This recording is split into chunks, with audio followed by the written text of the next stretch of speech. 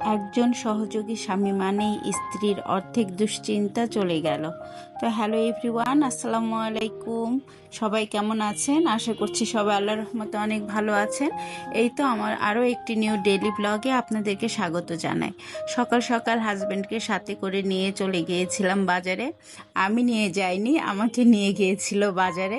আসলে শুক্রবারের দিন বাসায় দাওয়াত ছিল আমার মামা শ্বশুরের।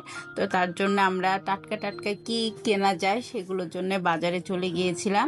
আর আমরা একটু সকাল সকালই চলে গিয়েছি, যে দেখে এই মাত্র কেবল সব নামাচ্ছে, সব তাজা মাছ ছিল, দেখতেই তো অনেক ভালো লাগে। তো সেখান থেকে আমরা আমাদের পছন্দ মতো 2-3 প্রকার মাছ নিয়ে নিয়েছি, মাংসও কিনে নিয়েছি। আর এখানে কাটার সুব্যবস্থা আছে, এখন তো প্রায় সব বাজারে এই ব্যবস্থাটা থাকে যে কেটে দেয়, যার কারণে বাসায় এসে এক্সট্রা ঝামেলা করতে হয় না। তো আমরা বোয়াল মাছ কিনে নিয়েছিলাম, আর সাথে রুই মাছ, মাংস, মুরগি সবই কিনেছি। সবকিছু আসলে ক্যামেরায় ধরা হয়নি। তারপরে এই তো আস্তে আস্তে এত সুন্দর জারুল ফুল ধরেছে, কৃষ্ণচূড়া, সবকিছু দৃশ্য দেখতে দেখতে বাড়ির দিকে চলে যাচ্ছিলাম। সকালটা অনেক বেশি সুন্দর ছিল। এই প্রকৃতির দৃশ্যগুলো এত সুন্দর ছিল, ভাবলাম আমি একা দেখব কেন, আপনাদের সাথেও শেয়ার করি। যার কারণে এগুলো একটু করে ফেলেছি, যার কারণে ভিডিওর লেন্থটা একটু বড় হয়ে যাবে। অনেক সুন্দর ছিল সকালটা, কি বলবো, মনে হচ্ছিল একটু হাঁটি, কিন্তু হাঁটলে তো হবে না, বাসায় অনেক কাজ আছে।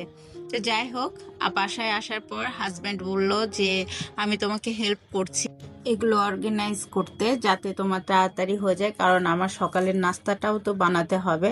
যার কারণে সে ধুয়ে দিচ্ছিল, আর আমি জাস্ট প্যাকেটগুলো ধরেছিলাম, সে সব কিছু আমাকে সিস্টেম করে দিচ্ছিল, আমি সব নিয়ে নিয়ে ফ্রিজে রেখে দিচ্ছিলাম। প্রতিটা জিনিস ধুয়ে ধুয়ে রাখা হচ্ছিল। প্রথমেই বোয়াল মাছটা, তারপর রুই মাছটাও ধুয়ে নিয়েছি।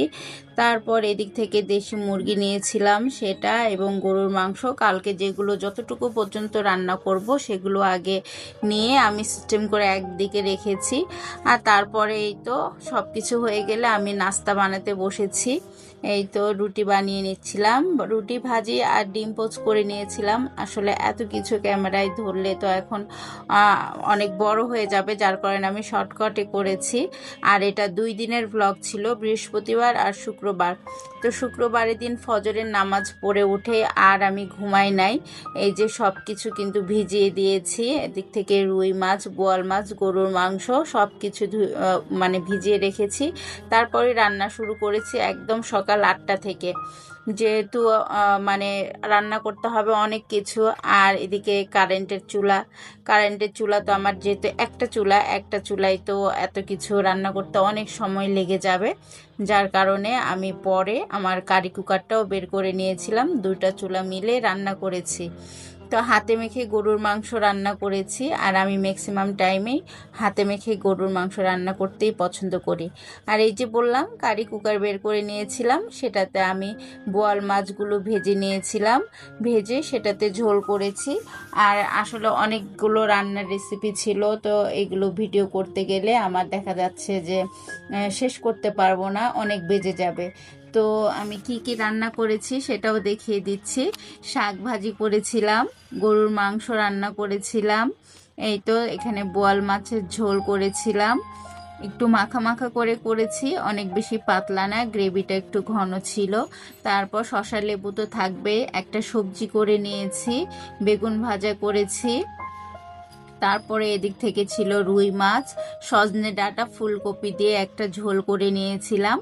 আর তারপরে এই তো খাওয়া দাওয়া শেষ করে অনেকগুলো থালি বাসন হয়েছিল, সেগুলো তো পরিষ্কার করে সব এই যে শুকাতে দিয়ে দিয়েছি।